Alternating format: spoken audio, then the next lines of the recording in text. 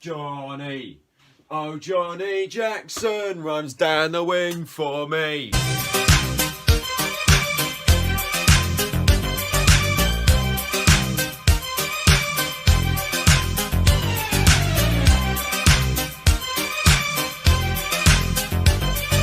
Samnin people, how are you doing? And welcome back to another match reaction. It finished at the Valley last night. Charlton Athletic 3, Bristol Rovers 2. I have not enjoyed a Charlton match like that last night for a very long time. Wow. What a game. What a game of football. Johnnie Jackson's first game in charge. Honestly, full credit to him. Honestly, I am so proud of him. So happy.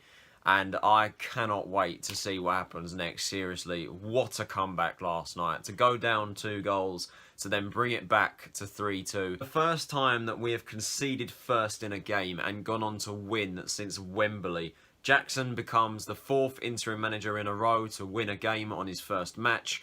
We're 5 unbeaten. We're back in the top 6. So, let's get into this match reaction. Jackson named 2 changes to the Charlton side, bringing in Andrew Shinnie and Jake Forster-Caskey in place of Darren Pratley and Ben Watson. Now, I saw that lineup and I was just sitting there thinking, this is outstanding. This is absolutely brilliant. The one thing that I think everybody's been crying out for a long time is a creative team. Something that looks positive. Something that looks attackingly, something that looks attacking, something that is an attacking threat. And that is exactly what that lineup was last night. He takes out the defensive players, Pratley and Watson, and he brings in Shinnie and Forster-Caskey. That midfield of Morgan on the right, Millar on the left, and then those 2 in the centre.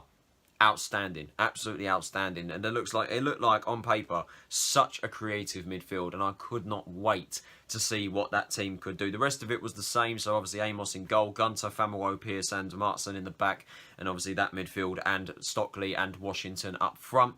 As for Joey Barton's Bristol Rovers side, they went with their conventional back 5. They had Joe Day in goal, Luke Leahy, the team captain, Ed Upson in holding midfielder, Zane Westbrook, Sam Nicholson, Jonah Ayunga, and a familiar face in Brandon Hanlon up front. So I actually didn't realise this, but they actually haven't beaten us at the Valley in 63 years, since 1958. So that is quite a horrific record for the Gas. So obviously they'll be looking to stop that run, and we were obviously looking to make it 5 games unbeaten and try and come away with the victory on Jackson's first game in charge.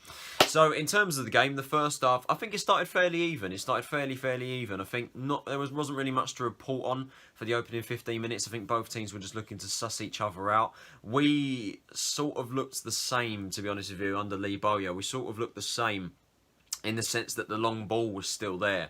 We were still struggling to move for each other in the middle of the pitch, and we just kept trying to pass it back and just ended up smashing it long ball because Rovers were just sussing it out because we were taking too long. In the 17th minute, I think it was, Ian Maatsen gave away a penalty. Jonah Ayunga got the ball on the right-hand side. There was 2 of our players near him, Pearce and Maatsen. Pearce got absolutely ripped by Ayunga, and then Maatsen just takes him out inside the penalty area. I've seen it multiple times. It's definitely a penalty. There's no question about it whatsoever. It's a very, very poor misjudgment from Maatsen. Of late, his performances have been quite average and very poor. And that mistake, giving that penalty away, was just, just an accurate representation of that. Our left back gives the penalty away, and their left back, Luke Leahy, the team captain, sends Amos the wrong way, and he calmly puts it in the bottom left corner. 1-0 Bristol Rovers. And I'm just sitting there thinking, okay, here it comes again. Here it comes. The same old stuff. It's going to happen once again.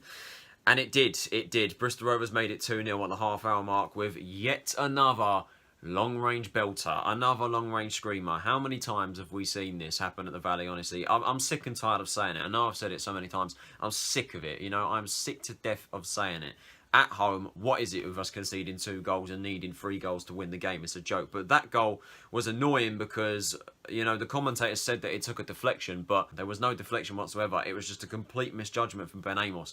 Ed Upson gets it for about 30 yards out. He's laid off the ball. He then takes 1 touch. He lamps it straight down the middle of the goal. Ben Amos misjudges it completely. I think naturally you would think from that sort of range, you'd think Amos would be sort of like parrying that away or maybe even catch it, but he's completely misjudged it and it's gone straight past him. And you know that it didn't take a deflection, and you know that it's Amos's mistake because he immediately hits the deck and he's just looking upwards, not looking at anyone. He knows exactly what he's done and that it is his mistake completely. I've heard the audio with headphones on. There is no deflection whatsoever. It's just a fantastic strike from Maatsen, which Amos definitely should have done better. I don't really know what he was doing, to be honest with you. But the Gases' 2-goal lead would only last a minute as Andrew Shinnie's 3rd goal of the season halved the deficit for the Addicts. A cross come in from Conor Washington going in towards Jayden Stockley, I think it was. It was headed away. Shinnie gets it on the edge of the D, chests it down brilliantly and takes it on the half volley, on the weak foot, may I add. And it finds his way into the bottom corner. An absolutely brilliant strike. It really was nice to see him back in the starting 11, and it really was nice to see Jacko give him a chance and give him a chance to get back in the starting 11. And then minutes after that, unbelievably, we made it 2-2. We managed to get back into the game, and Bristol Rovers' 2-goal lead was completely cut down and the game was back level. A free kick was won by Jayden Stockley. I don't know how to feel about it. I'm not entirely sure if it was a free kick or not. They both sort of like jumped up. There is contact. I know some people have said that Stockley dived. It's not a dive, no chance, because there was contact. There was contact between the two. But it does look like a clash of heads, so that could easily have gone either way. That could have been a free kick to us or a drop ball to Rovers or something. I don't know, but that could have gone either way. But the ref gave a free kick to us. Forster-Caskey and Shinnie stood over it. Joe Day was stood quite central, so that allowed Forster-Caskey to go down the near post. And of course, as we all know, Forster-Caskey converted the free kick brilliantly. An absolutely spectacular free kick, and that made it 2-2. His 5th of the season. Jackson takes Pratley and Maatsen out of the team. He puts in Forster-Caskey and Shinnie. They both score. Coincidence? I think not. What a comeback. What a comeback already to bring it back at half-time to make it 2-2. That was the half-time whistle. Charlton 2, Bristol Rovers 2. What an outstanding comeback, you know. At 2-0 after Ed Upson made that shot and Amos made that mistake, I was just sitting there thinking, we just look dead and buried at this point. We just look completely done out here. Rovers are going to get the win, and we just looked pretty much the same, to be honest with you. We started off all right, you know, it was fairly even, but after we gave away that penalty, it was just the same old, really. And there was a massive, massive second half ahead of us. The only thing that I wanted us to do was to stop playing long ball. Got a creative midfield. Jacko has named a creative midfield. We should not be playing long ball. We shouldn't still be playing that. We need to be playing it across the floor. Second half rolled around, and we have to be honest, it was all Charlton. It was completely Charlton. We dominated that second half. We were pressing them, attacking them, constantly coming forward. Jacko made a substitution. He brought off Liam Millar, brought on Diallang Jaiyesimi. Millar again, you know, a very, very uneventful game for him, and he did frustrate me. He loves to cut it onto that right foot. He just does not have that left foot. There was a chance in that first half where he got put through. He could easily have crossed it in or even had a shot on the left foot, and he just sort of bottled it because he wanted to cut it on his right foot. You could see he wanted to do it, and Joe Day just comes out and scrambles it away for a corner. That sort of thing has frustrated me lately with Millar. Jaiyesimi last night was the best cameo that we saw from him. Pressing, he was very, very good, and he did have one opportunity in that second half which did go horrifically wrong. You know, it was an acrobatic effort. The cross come in from the right side. He stood there at the back post with defenders a couple yards away from him.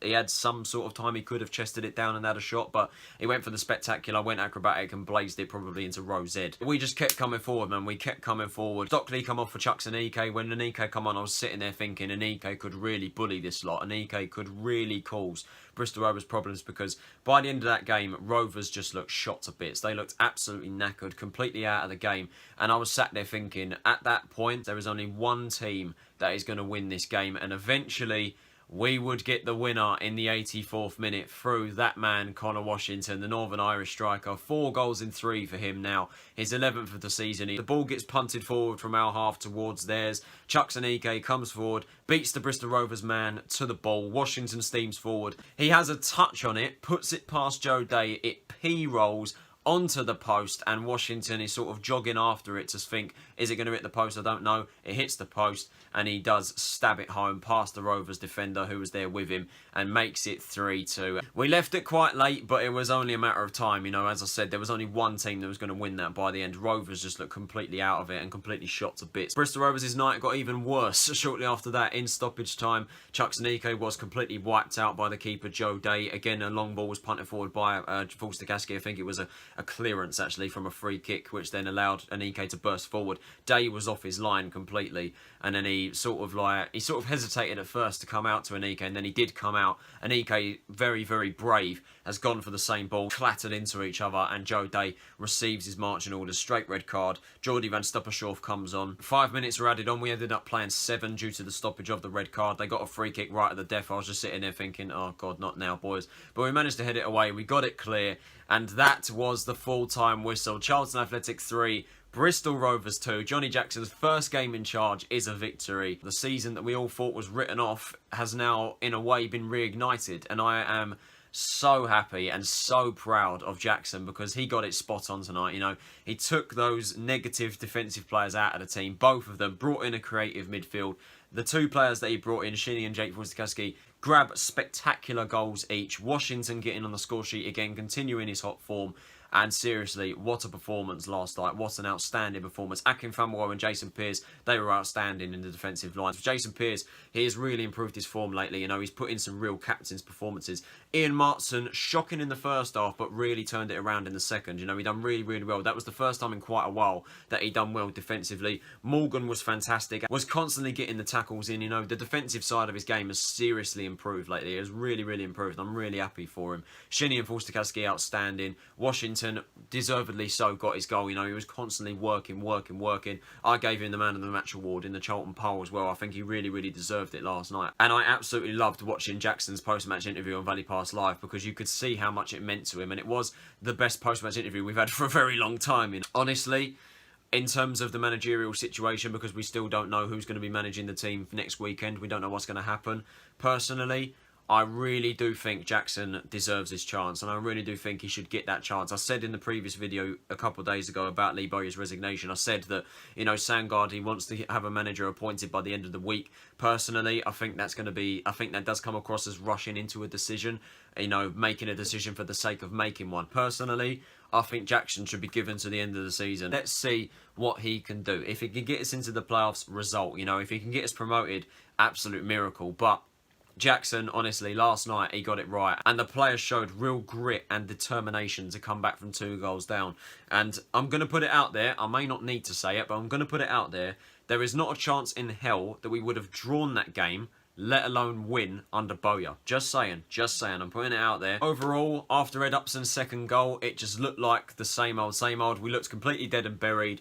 And then Jackson turned it around. We showed great character, great grit, great determination to come back and to get the victory. 3 goals to 2. Johnnie Jackson's first game in charge. And honestly, I really hope this man deserves a chance until the end of the season. You know, he knows the club, he knows the squad, he knows the league, so let's give him a chance. I really am looking forward to seeing what we can do for the rest of this season. You know, as I said at the start, I've not enjoyed a Charlton game that much last night in a very long time, and I'm so excited to see what these last 10 games have to offer, and hopefully it will be that man Johnnie Jackson at the helm for the rest of this season. So thank you all very much for watching this match reaction. I hope you guys did enjoy it. If you did, can you possibly leave a like, subscribe if you're new around here, and turn on those post notifications so you're notified of when I post. What did you guys think of the game? Let me know in the comments below. Should Johnnie Jackson be given a chance until the end of the season? Let me know in the comments below. This has been Tyler Rowlinson. Have a nice day, and I will see you all on Saturday for the match away at Plough Lane against AFC Wimbledon. Take it easy, stay safe, and I'll see you all later.